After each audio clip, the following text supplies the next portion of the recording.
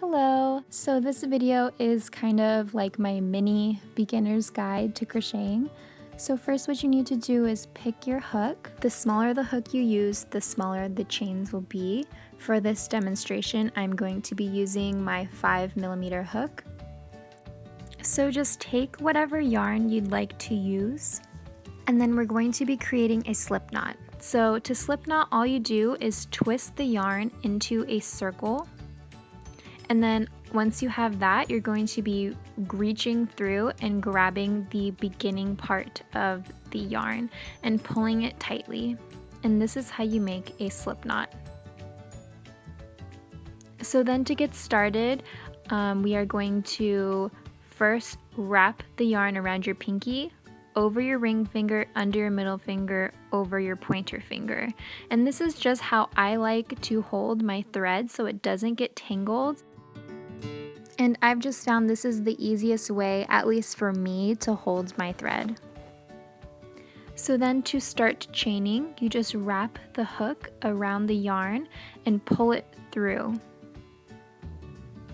And this is usually how you start most crocheting projects, so it's just a really basic motion that you're doing to create your chain, and you chain out however many is required for your pattern. So in this video, I'm only going to be going over the top 3 most used chaining patterns. And these are the chaining patterns that I use in all of my videos. So once you have chained out however many you need for your pattern, I'm first going to show you how to make a row of single crochets. So to get started with the single crochet, you are always going to need to chain 1 at the beginning of all of your rows. This is going to serve as the corner side to your row. So first, to get started, slip your hook through the very first chain in the row, pull the yarn through once, and then pull the yarn through the last 2 loops. And that is a single crochet.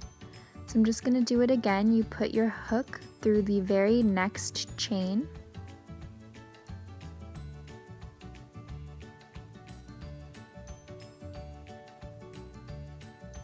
and then you pull your yarn through, and then you pull your yarn through the last 2.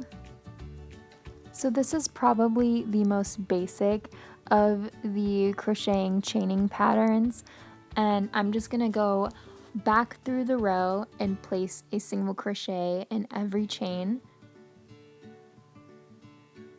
So then once you reach the end of your row, I'm just going to show it. You want to make sure that you're not skipping any chains here, so if you do, it's going to start like cinching in your row and it's not going to be a perfect rectangle. So just make sure you watch out that you're not accidentally skipping chains. So then always chain 1 and flip your work to begin on your second single crochet row. However, now I'm going to teach you how to double crochet. So always at the beginning of every double crochet row, you're going to need to chain 2 before you start your row. So first you wrap your hook, I'm just going to show it again. You wrap your hook around the yarn before you place your hook through the very first chain. So now I'm just going to be placing my hook through the very first chain. Pull the yarn through once, and you're going to have 3 left. So you're going to pull the yarn through the next 2. So now you have 2. You're going to pull your yarn through the last 2. So that is how you double crochet. And I'm just going to repeat this process and show you again in case you need to watch it. So basically double crocheting is creating 2 rows at the same time. So really, this is just a faster way to crochet, so you don't have to, if you're doing a scarf or, something like that, you don't have to do a million rows of single crochets. You can just do double crochets.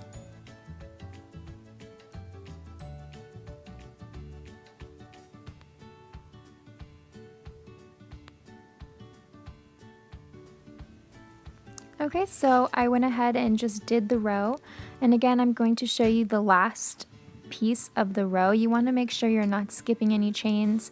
So as you can see here, there is 2 chains left, and sometimes it might just look like it's 1 chain left. But one way you can tell is you see the side, it's not completely flat. So always just make sure you're getting in all of your chains in the row. So that is the completed row.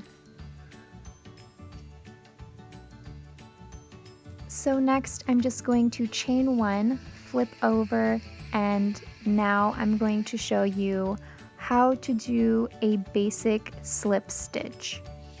So this is almost like a single crochet, except it's a lot closer and tighter into your row. So all you do is place your hook through the very first chain in the row, pull your yarn through, and instead of pulling your yarn through the second one, you just continue that same piece through the second loop on your hook. So I'm gonna just show you again. These kinds of chains are good if you are doing an edging and you don't want to add any more width or length to your row. They are really tight, and I really personally don't like using this kind of stitching pattern very often because it is kind of pointless unless you are edging off something. So as you can see, it is laying really closely against the previous row.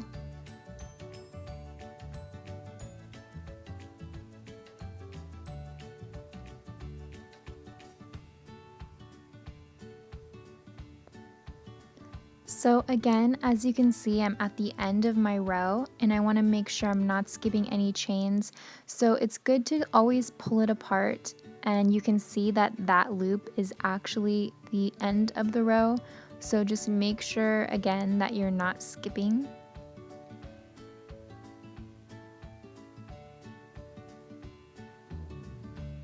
And then there you go, that's your row of slip stitching. So I guess this will be it for this little beginner's guide. These are the 3 most important chaining methods in my opinion, but if you want to see anything else, please let me know. And yeah, thank you so much for watching.